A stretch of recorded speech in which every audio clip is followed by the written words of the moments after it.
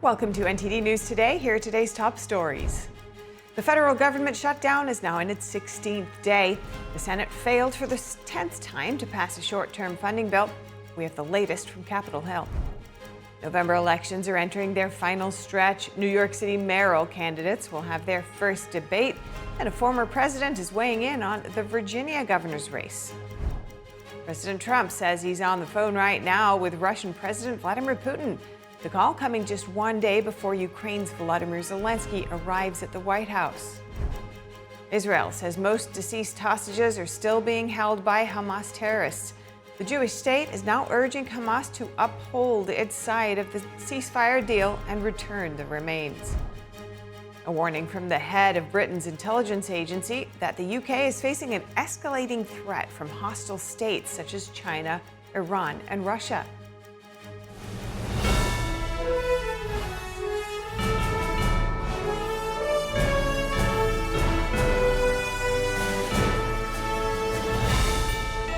This is NTD News Today, live from our global headquarters in New York City. Today is Thursday, October 16th. I'm Stephanie Cox. President Trump is currently on the phone with Russian President Vladimir Putin. In a Truth Social post moments ago, the president wrote, "The conversation is ongoing, a lengthy one, and I will report the contents, as will President Putin, at its conclusion." The phone call comes just one day before Ukrainian President Volodymyr Zelensky is set to visit the White House. Zelensky will meet Trump to push for more military support. Ukraine is seeking Tomahawk missiles from the U.S., which would put Moscow and other major Russian cities within range of missile fire from Ukraine. Trump has said he could supply the weapons if Putin fails to come to the negotiating table. The war between Russia and Ukraine has been escalating with massive attacks on energy systems. And the race for New York City mayor is entering its final stretch with just a few weeks to go before Election Day. Democratic socialist and frontrunner Zoran Mamdani, former Governor Andrew Cuomo, and Republican Curtis Sliwa face off tonight in their first televised debate. The candidates are expected to clash over key issues, including crime, housing, and the future of Rikers Island. Cuomo is pushing to rebuild the jail complex, while Mamdani wants to close it and use smaller community facilities, a plan Cuomo calls reckless and a blueprint for chaos. Meanwhile, outgoing Mayor Eric Adams is staying on the sidelines, declining to endorse anyone for now, but vowing to keep socialism out of New York City. The debate begins at 7 p.m. local time. Former President Barack Obama weighing in on the Virginia governor's race that's now in its final stretch. Former Congresswoman Abigail Spanberger released a pair of campaign ads featuring Obama. In it, he said Virginia's elections are among the most important in the country this year. The former president went on to criticize Republicans, saying they're attacking abortion access and women's rights, raising costs for working families, and favoring billionaires. Spanberger's opponent, Lieutenant Governor Winsome Earlstair's office reacted, saying the ads show that Spanberger is desperate and leaning on liberal elites. The Virginia race is one of only two gubernatorial elections this November. It's being viewed as a bellwether for next year's midterms. President Trump confirms that he's authorized covert CIA operations in Venezuela and says he's also considering land strikes there. The announcement marks a major step in the administration's fight against drug cartels and puts greater pressure on Venezuela's leader, Nicolas Maduro. Here's the latest. Speaking from the Oval Office yesterday, President Trump said he had approved covert CIA actions inside Venezuela. The move expands U.S. intelligence and military operations against what Trump calls a narco state run by President Nicolas Maduro. I authorized for two reasons, really. Number one, they have emptied their prisons into the United States of America. And the other thing are drugs. We have a lot of drugs coming in from Venezuela. And a lot of the Venezuelan drugs come in through the sea, so you get to see that. But we're going to stop them by land also. Trump says the CIA mission works alongside U.S. military strikes already underway. Since early September, U.S. forces have carried out at least 5 attacks on boats the administration says were involved in drug trafficking. Trump says those strikes have almost totally stopped drug smuggling by sea, and now his administration is looking at possible land operations targeting Venezuelan cartels. Venezuelan officials are calling the CIA authorization a violation of international law and accuse Washington of trying to destabilize the country. When asked Wednesday if the CIA was authorized to remove Maduro from power, Trump dismissed the question. Oh, I don't want to answer a question like that. That's a ridiculous question for me to be given. Not really a ridiculous question, but wouldn't it be a ridiculous question for me to answer? In Washington, members of Congress from both parties say the president's actions are effectively an act of war without seeking authorization from Congress. Senator Jeanne Shaheen, the ranking Democrat on the Senate Foreign Relations Committee, said the administration's covert operations slide the U.S. closer to outright conflict with no transparency or guardrails. Meanwhile, the U.S. Coast Guard says it seized about 100,000 pounds of cocaine since August as part of a massive crackdown on drug smuggling in the Eastern Pacific. The Coast Guard says the operation, called Pacific Viper, has already stopped 34 boats and led to 86 arrests of suspected traffickers from Central and South America.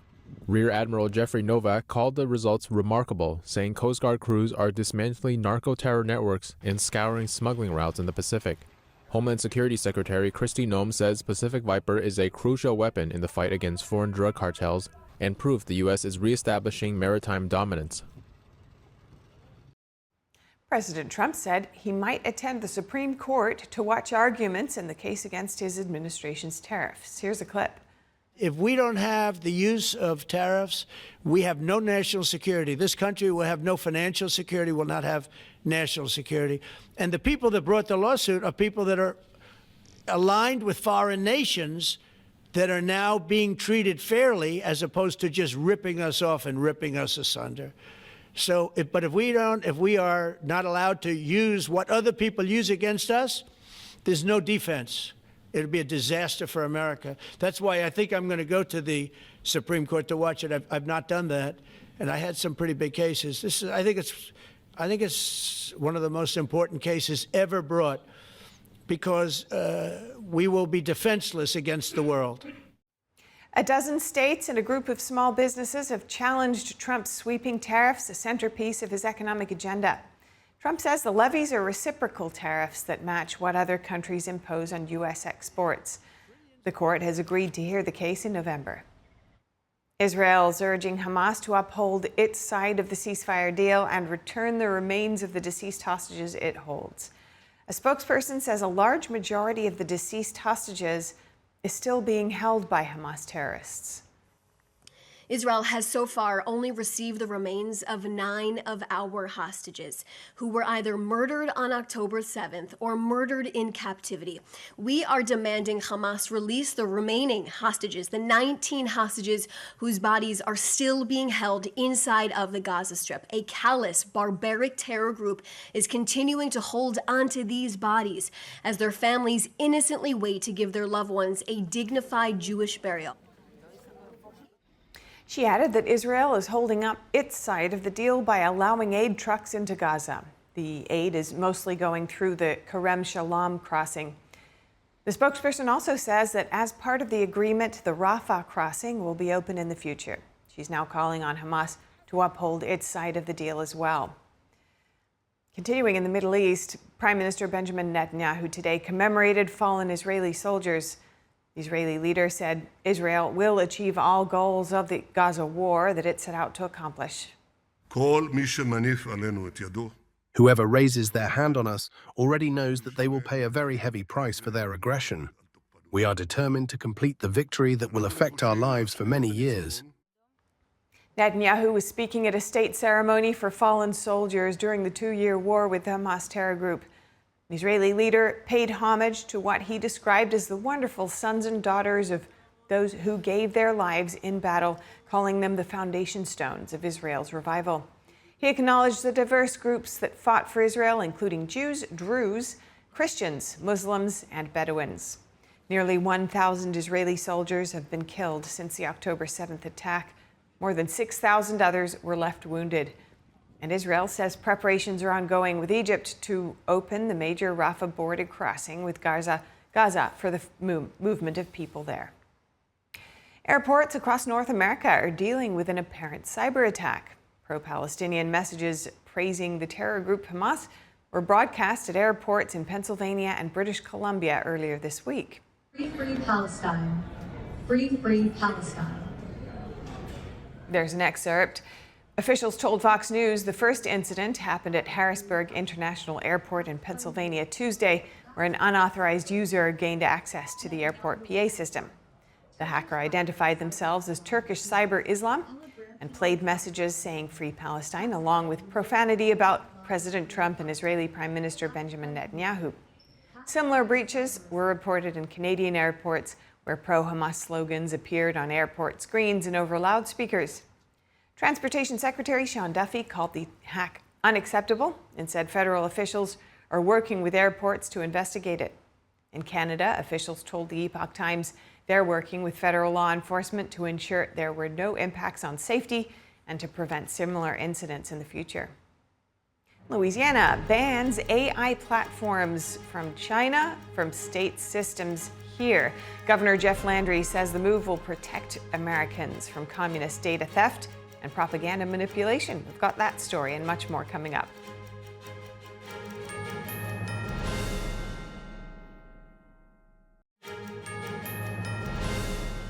Welcome back. Louisiana Governor Jeff Landry is taking a stand against certain AI technology, signing an executive order to ban free, unsecure AI tools like those made in China from government systems, universities, and schools.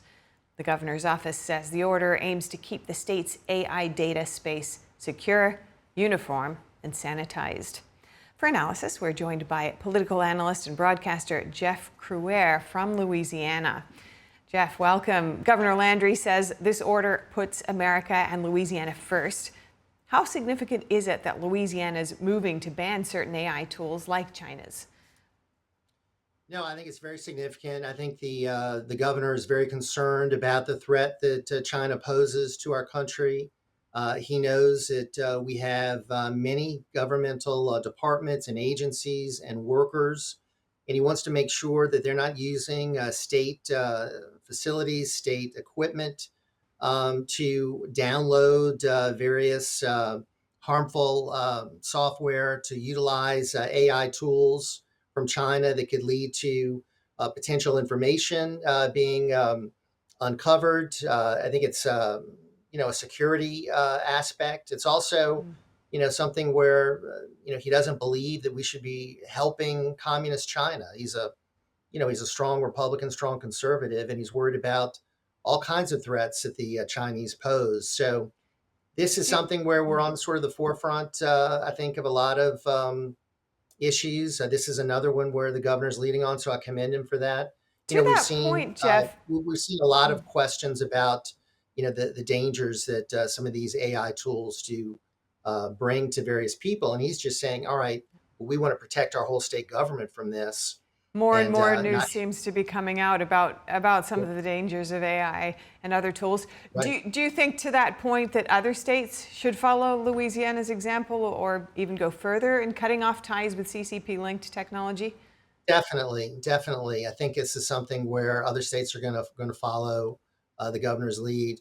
I think this was sort of brought about because there was a worry that one of the state agencies might have had a corruption in some of their software, and they are worried that possibly some AI tools had been downloaded. And, he's like, all right, well, this is going to be banned. This is not going to be allowed throughout our state government. So we're going to make sure that we have no problems. And I would say it's a common sense measure that should be adopted by other states. I mean, there's already the worries. We already have worries about AI. But then when you connect all the various CCP dangers as well, I mean, this is a no-brainer. To that point, the Select Committee on the CCP found that DeepSeek specifically was involved in covert propaganda and data harvesting, just as one example. You've pointed to the threat here being AI, but also China-based AI infiltrating American institutions. Do you believe Washington has been too slow or too naive in confronting Chinese technological espionage? Yes, yes. I mean, I think we've been hesitant for years in confronting China. I mean, from spy balloons to what they've done with these so-called students that are here, that I think many are spies. I think there's been massive espionage that has been waged by China against us. We look at all the technological advancements that we've seen that the communist government has, and much of that has come from their stealing of our technology. And so, yeah, I think that we've been reluctant to really take on China, but we have a new president who is, I think, more aggressive toward the communist Chinese. And you just heard the other day where, he was lamenting, the policies and just saying, hey, we're going to get tougher with additional tariffs. And, there was a talk that maybe the meeting would be canceled, but it looks like that's still going to go on. But at least they know that we're not going to be rolling over anymore and that we're going to be standing up for American interests. And I think that's important. In my view, communist China is the number one threat by far that our country faces today. So I'm glad that our state's taking a leadership role, and I'm glad our president is certainly more aware of the threat than I think we have been in a long time. And that threat has been acknowledged by so many U.S. leaders and politicians. Even the former FBI head, Christopher Wray, pointed to that in his time. On the point of the Chinese students, there have been reports and certainly cases of espionage through Chinese students. We can't say, of course, how many there might be here in the U.S., but by the very fact of their home base being within China, they are vulnerable, at least still, to the long arm of the Chinese Communist Party, wherever they are around the world. I want to look further at... And then, of course, with the open border under the last administration, we had Chinese nationals come into this country and infiltrate our country. And I think there was a lot of question about, what were they doing? And did we monitor them? I mean, are there still more investigation that needs to be done as to who came in during Joe Biden's term? So there's a lot of cleanup that we've needed to do under President Trump because of problems created by the last administration. And let's look ahead. We do have an important set of elections coming up next year. While all of this AI is developing at a rapid pace, how do you think AI systems like DeepSeek might be used or could potentially be used to influence public opinion or even the elections here in the U.S.? I mean, I do worry about the influence, about the manipulation of data that people are accessing, about what could be presented to voters. Let's just say they're doing their own research and they use AI tools and the information is slanted and we don't have accurate information, and that's influencing how people vote. I mean, so many people are now using AI for searches. I mean, it's really harmed Google. So, but that information can be manipulated, can have a certain focus that maybe the communist Chinese want. So I think it could have a big impact on an election that's so important as our midterm election. So we need to be very wary of voter manipulation. There's so many issues with the integrity of the vote that we need to be aware of. This is just another one. People need to have access to accurate information that is not being manipulated or censored by outside sources, and certainly sources coming from China that cannot be trusted should not be trusted by the American people. That accurate information starting right here. Thank you so much, Jeff Crouere. Good to speak with you. Thanks for having me. Next, the FCC yesterday said it's moving to stop a Hong Kong telecom carrier, HKT International, from operating in the United States over national security concerns. The FCC directed HKT to explain why the FCC should not launch revocation proceedings, citing its affiliation with China Unicom Americas. If finalized, it would prevent the company from providing international and domestic telecom services to and within the United States. Washington has taken a series of actions against China's telecom and tech industries in recent years. FCC Chair Brendan Carr said yesterday that the Commission is working to ensure that Chinese-controlled entities that pose national security risks cannot connect to our telecom networks. The UK says it's facing an escalating threat from hostile states such as China, Iran, and Russia. The head of Britain's domestic intelligence agency, MI5, issued another warning today, the second this week. When it comes to China, the UK needs to defend itself resolutely against threats and seize the opportunities that demonstrably serve our nation. He added that China is guilty of cyber espionage and luring academics to China. The head of the agency also said China is interfering in UK public life and harassing pro-democracy dissidents in Britain. This statement comes just 2 days after MI5 warned that the country's politicians are being targeted by agents from China, Russia, and Iran. UK lawmakers are being warned of attempts to gain information through phishing attacks, blackmail, and by the cultivation of long-term personal relationships. Still to come, Vice President J.D. Vance says he plans to pick up the torch and do exactly what Charlie Kirk did. And the Treasury Secretary compares the effort to target the funding of left-wing violence to the period after the 9/11-2001 terror attack. Those stories after this.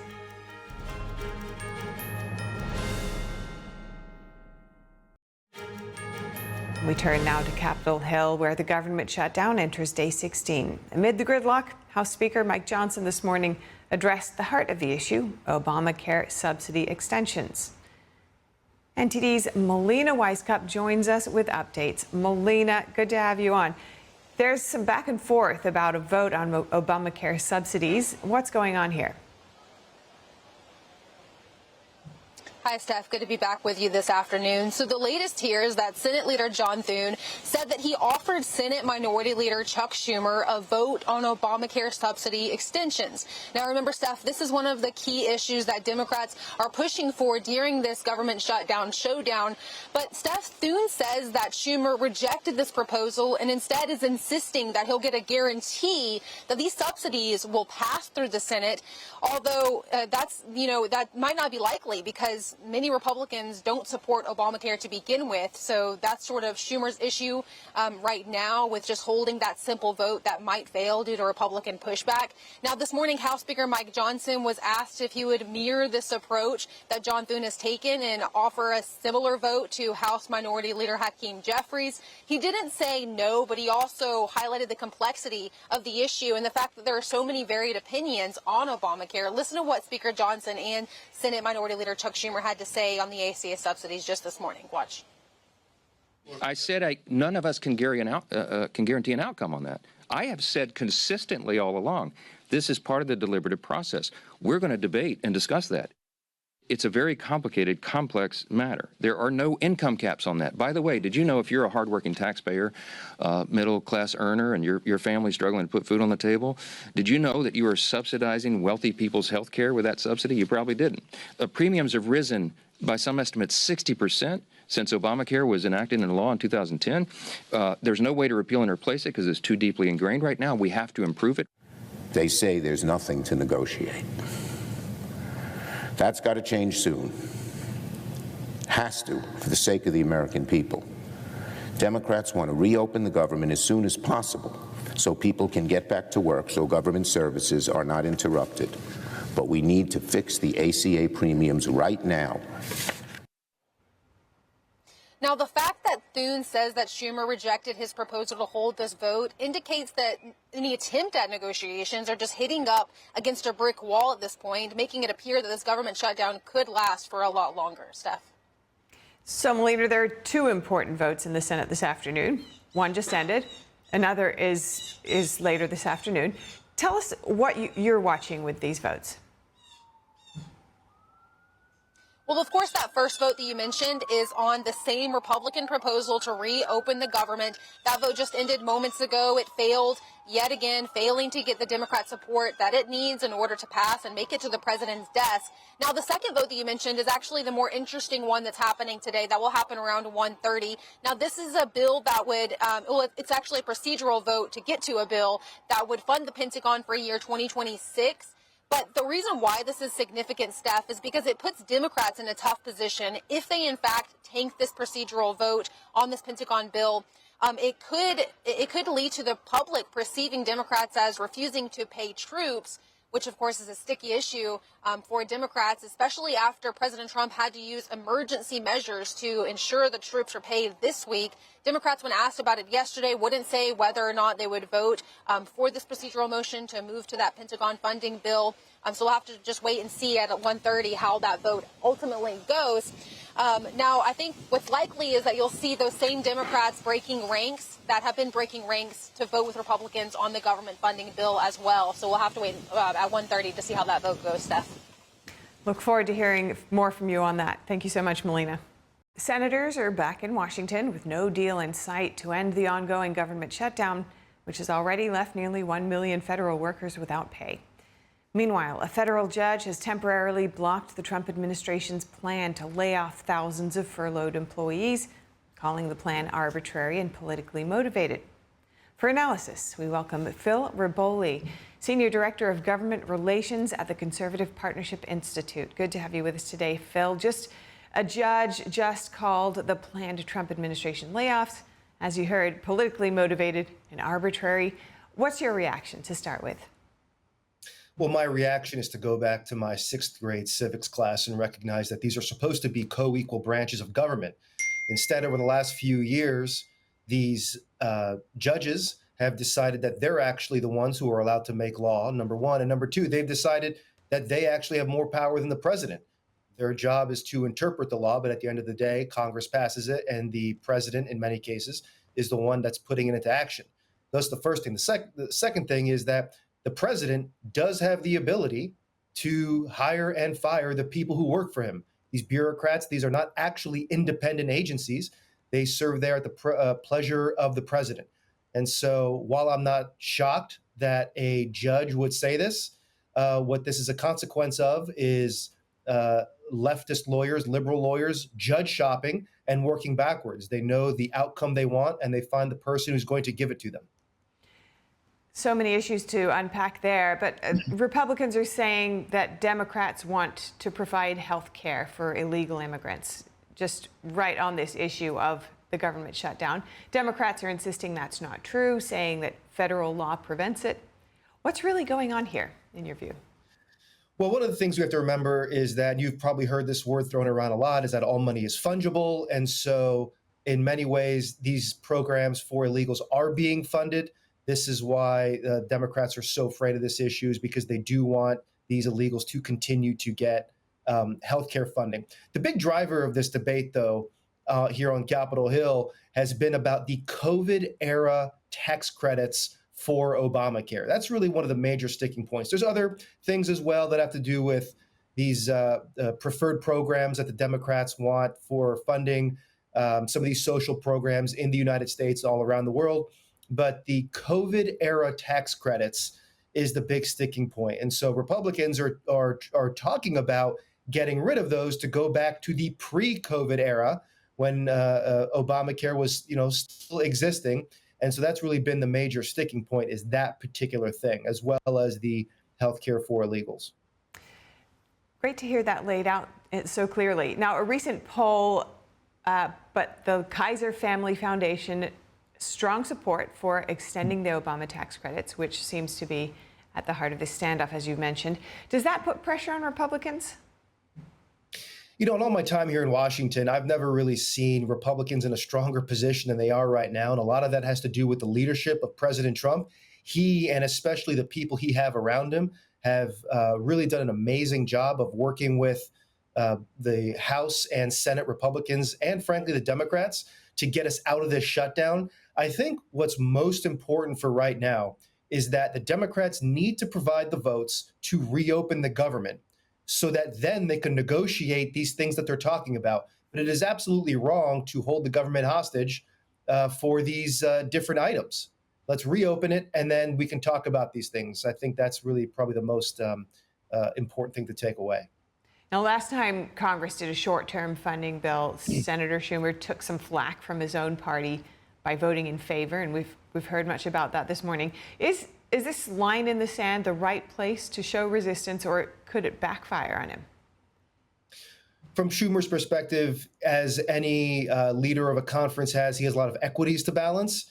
And I'm sure he's worried about, to some extent, his left flank, but also the rank and file member in his caucus. And so from his perspective, he's trying to figure out how does he get out of this. I think the other day when he said every day this gets better for us, I think he was trying to put on an optimistic face because it doesn't seem to be getting better. In fact, this seems to be getting worse for him, and he continues to be backed into a corner. Thankfully, President Trump and the team around him are finding ways to keep our service members paid. And maybe more importantly, to do everything they can so that Americans all around the country are not feeling the pain of this shutdown that previous presidents have intentionally inflicted to Americans so that they then put pressure on members to cut a bad deal. The president has done a great job of making sure everyday Americans are not feeling that pain. He's making sure that people in the right places, the military, are getting paid so that we can reopen the government and then negotiate these outstanding issues. And of course, Republicans are imploring Democrats, just 5 of them at least, to come across the aisle. But from a legislative standpoint, where things stand right now, what measures do you think could prevent the shutdown from becoming historically long, considering at this point in time, Democrats are not looking to change their votes? You know, I guess there's a couple different options. The first would be they do find some sort of deal. I don't know what that would look like. I don't think anybody does. The Democrats have offered what they want on all sorts of things, like, you know, continuing the COVID era tax credits on Obamacare. So that could be one thing. They hash out some deal. The other would be that Schumer's base just gets sick and tired of this. Frankly, if I was one of them, I'd say you have no plan. We're stuck. We look foolish. Get us out of this. Just give them the votes and save some face. The third one could be, and who knows where this would come from, just some exogenous event that we're not yet expecting that gets us out of this. I think those are the 3 most likely options. The first 2 are probably the most likely, but you never know that there could be some event that occurs and some sort of political situation that gets us out of this mess. Certainly, there are many factors swirling both internally and beyond the U.S. and so many things in flux. Really don't know. Thank you so much for your insights today, Phil Raboli. Good to speak with you. Thank you. A U.S. Air Force plane touched down in Alaska carrying hundreds of evacuees fleeing the remnants of Typhoon Halong.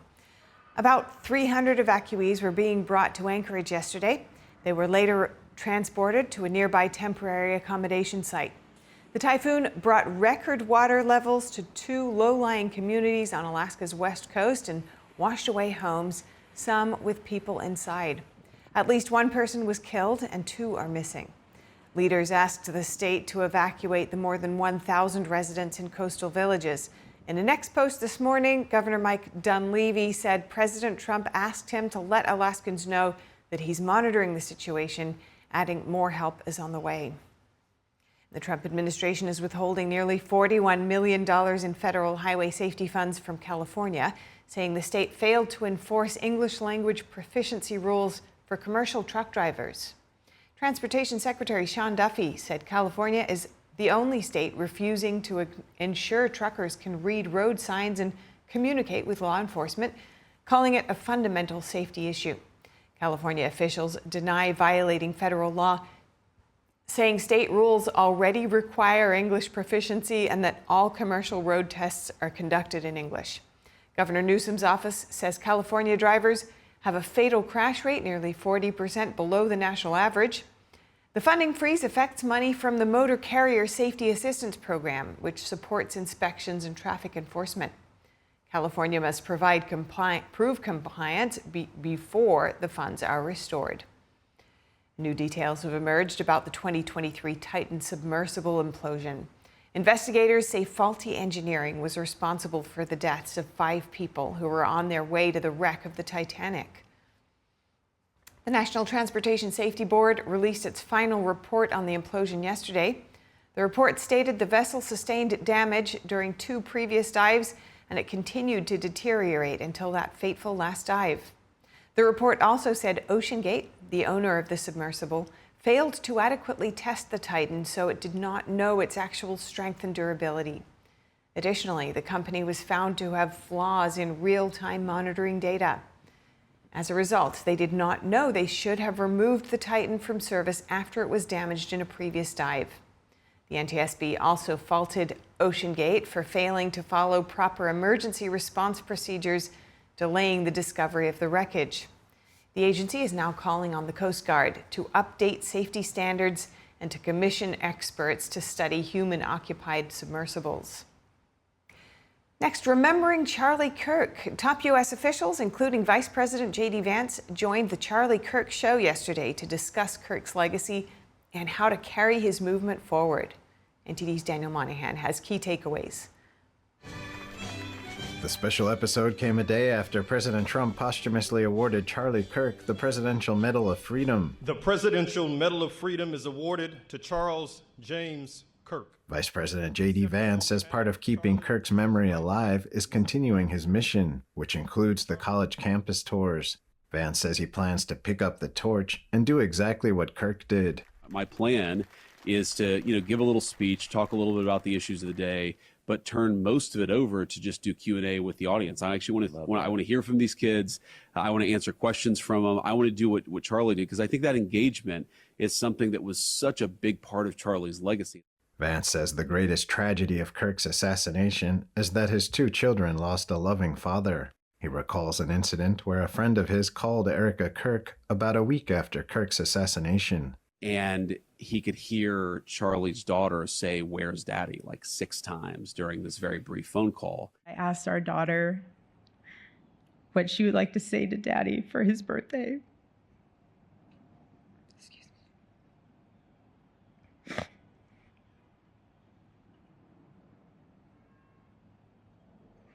She said, "Happy birthday, Daddy. I want to give you a stuffed animal."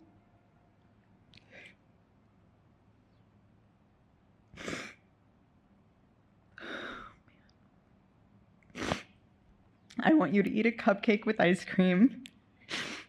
And I want you to go have a birthday surprise. I love you," is what she said. Vance added that unity requires honesty about political violence, which he says has been more prevalent on the left. The fact that it became mainstream to celebrate Charlie's death, to talk about the fact that he maybe deserved to die because he had said hateful things like, we don't want women playing, or we don't want men playing in women's sports. Just the effort to try to justify his murder, to lie about things that he had said so as to justify his killing. It was just really disgusting and really disgraceful. The vice president says there has been an uneven application of justice within federal law enforcement. What you might call the deep state, where they almost automatically assume that left-wing political violence is protected by the First Amendment and right-wing political violence is a crime. White House Press Secretary Caroline Leavitt says Jared Kushner and Steve Witkoff called the president from the Middle East and said, "Sir, it's now or never. You got to get out here. We need to sign this deal. We need to get these hostages out." And all of us here thought, oh my gosh, we have the ceremony for Charlie on Tuesday. I hope we don't have to delay it. And the president said it was a non-negotiable for him. And I think that really speaks to how much he loved and respected Charlie. There are very few people in this world that the president would really cut a trip short, because there was much more we could have done. Leavitt says it was around 36 total hours when she got home at 3:30 in the morning. Her husband said, "I can't believe you just went all the way to Africa and back in like one day." But we did it for Charlie, and I'm so glad we did. And I know the president is glad, because yesterday was such a beautiful ceremony. And the way that the sun broke through the clouds and just kind of was over the Rose Garden, it was so peaceful, so beautiful. Treasury Secretary Scott Bessent says it's almost like there are 2 Americas. They're the people who, are full of hate and venom, and they're at these protests. And then every Saturday, you look and there are these collegiate football games and military flyovers and people waving the flag. And it's almost like we're in a contest for America. Bessent says Charlie Kirk was determined that good would prevail and compared the response to his murder to the mobilization after 9/11. People have a right to free speech. They have a right to organize. They have a right to protest, but they have to do it peacefully. They cannot embrace violence. And we are going to, as they always say, follow the money. When you see these groups where all the signs match. They have hundreds of the same umbrellas that they're using. After they cause the mayhem, they have the same lasers that they're using to blind our police force. Turning Point USA has a couple of key events coming up at Ole Miss on October 29th with Erica Kirk and Vice President J.D. Vance, and at Auburn on November 5th with Benny Johnson, Eric Trump, Lara Trump, and Senator Tommy Tuberville. Daniel Monahan, NTD News. Thank you, Daniel. President Donald Trump is involved in plans for a new monument in the nation's capital, a triumphal arch. Trump personally came up with the design to commemorate the country's 250th anniversary next summer, according to a White House official. Small models have been made of the arch, which resembles France's Arc de Triomphe. The monument would be placed in a traffic circle near the Arlington Memorial Bridge, but it is unclear how the project will be funded or when it could be built. Coming up, what happens if humanity makes first contact with extraterrestrial? A prominent figure in the search for extraterrestrial intelligence says without planning, the moment could spark conflict here on Earth. We'll have that story up ahead.